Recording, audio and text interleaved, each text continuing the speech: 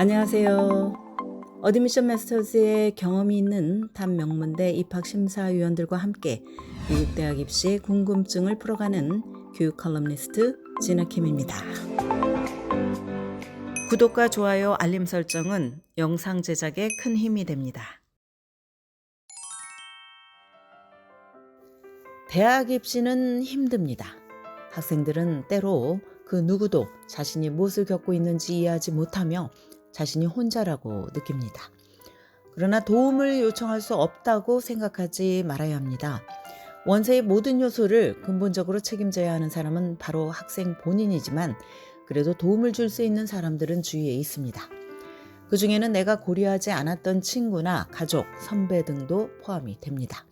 나의 대학 입시를 성공적으로 이끌어줄 강력한 입시 팀을 어떻게 꾸릴 수 있을까? 먼저 에세이부터 짚어봅시다. 에세이는 나의 성격과 강점에 대한 통찰을 대학에 알려줍니다. 그러므로 내가 아이디어를 어떻게 표현하느냐가 중요합니다. 에세이의 가중치가 나의 프로파일과 입시 경쟁력, 그리고 지원하는 대학의 규모에 따라서 달라질 수 있으나 에세이를 여전히 원서에서 중요한 요소로 인식을 해야 합니다. 에세이는 내가 누구이고 대학 캠퍼스에 어떻게 기여할 수 있을지를 대학 측에 보여줄 찬스이기 때문입니다. 내가 쓴 에세이를 주위 사람이 읽어보고 피드백을 주는 것이 좋습니다. 영어 교사나 카운슬러, 선배, 가족, 그리고 내가 지원할 대학의 졸업생 등에게 부탁을 합니다. 이들은 에세이가 나의 캐릭터를 잘 반영하고 있는지, 또한 내가 미처 고려하지 못한 시각을 제공하고 있는지, 문법이나 글쓰기에 오류가 있는지 나에게 알려줄 수 있습니다. 가능하면 많은 사람들에게 에세이를 보여주고 자문을 구하십시오. 다음으로 추천서에 대해서 알아봅시다. 추천서는 다른 사람이 쓰지만 학생은 추천서를 쓰는 사람을 보조를 해야 합니다. 추천서를 부탁할 때는 이메일을 보내는 것보다 직접 당사자를 만나서 부탁하는 것이 좋습니다. 이때 예의를 갖추고 감사를 표현하면서 추천서를 쓰는 과정에서 필요한 정보를 빠짐없이 전달하겠다는 뜻을 확실히 전달하십시오. 교사나 카운슬러가 추천서를 제출하고 나면 이들에게 감사 노트를 보내는 것을 잊지 말아야 합니다. 대부분의 대학들이 구체적으로 교사와 카운슬러의 추천서를 요구하지만 나의 캐릭터를 잘 알고 있는 사람으로부터 추가 추천서를 받아서 제출할 수도 있습니다.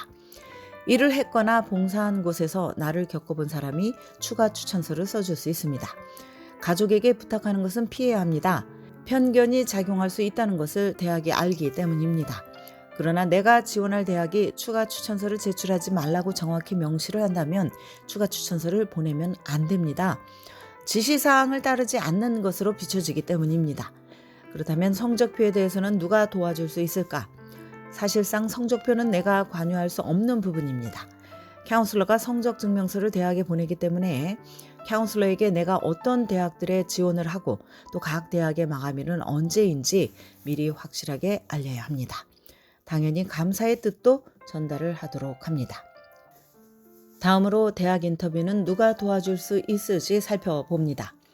인터뷰는 입시에서 선택사항일지도 모릅니다. 만약 지원한 대학의 졸업생이나 학교 관계자와 인터뷰할 기회를 갖게 된다면 최대한 이것을 활용하십시오. 나에 대해 적극적으로 알리는 기회로 삼는 것입니다. 내가 다니는 고등학교의 졸업생과 인터뷰를 하면서 대학 인터뷰를 연습하시면 됩니다. 졸업생은 대학 입시를 겪어봤기 때문에 어떤 종류의 질문을 인터뷰어가 물어볼지 알 것입니다. 내가 지원한 대학의 재학생이나 졸업생이면 더 좋습니다. 교사나 카운슬러, 가족, 친지 등에게 도움을 청해도 됩니다. 이들은 살면서 나보다 인터뷰를 많이 해봤을 가능성이 높습니다. 또한 인터뷰어를 나의 입시 드림팀의 한 일원으로 생각을 하면 좋습니다. 왜냐하면 인터뷰어는 단순히 나를 평가하는 것만이 아니라 대학에 대한 나의 다양한 질문에 대답해 줄 수 있기 때문입니다. 질문과 답변을 통해서 그 대학이 나에게 적합한 곳인지 파악할 수 있습니다. 그러므로 내가 대학 리서치를 할 때 웹사이트에서 명확한 답변을 구하지 못했던 질문들을 인터뷰 전에 준비하는 것을 잊지 말아야 합니다. 이제 원서의 나머지 부분들을 살펴봅시다. 원서에는 쓸 것들이 많습니다. 나에 대한 기본 정보와 고려하는 전공, 수상 내역, 과외활동 등을 나열하고 묘사를 해야 합니다. 이 과정에서 나와 함께 들여다보고 같이 걸어갈 수 있는 사람이 있으면 도움이 됩니다. 지원자는 적극적으로 도움을 청하고 때로는 나를 도와주는 사람을 내가 도와줄 수 있어야 합니다. 예를 들어서 추천서를 써주는 카운슬러에게 나에 대한 상세 정보를 제공하는 것입니다. 일찌감치 카운슬러나 교사와 좋은 관계를 쌓으면 때가 됐을 때 자연스럽게 추천서를 부탁할 수 있습니다. 또한 부모에게 내가 작성한 원서를 검토하고 재정 보조가 필요한 경우 펩사 등 필요한 서류 작성과 제출에 협조를 부탁을 합니다. 대학 입시 과정에서 제거해야 할 것들도 있습니다. 대학 입시는 많은 스트레스를 동반을 합니다. 내가 필요한 도움을 제공하고 나의 부족한 부분을 채워줄 수 있는 사람을 가능한 많이 투입을 한다면 나의 경쟁력은 크게 강화될 것입니다. 나 그리고 입시에 대해서 잘 아는 주위 사람이면 누구나 가능합니다. 이들은 경험을 통해서 유용한 조언을 해줄 뿐만 아니라 스트레스를 어떻게 관리해야 하는지도 알려줄 수 있습니다. 대학 입시는 긴 마라톤이나 다름이 없습니다. 나를 도와줄 강력한 입시팀을 꾸린다면 천군 만마를 등에 업고 마라톤을 완주할 수 있을 것입니다. 오늘은 강력한 입시팀 꾸리기에 대한 말씀을 드렸습니다.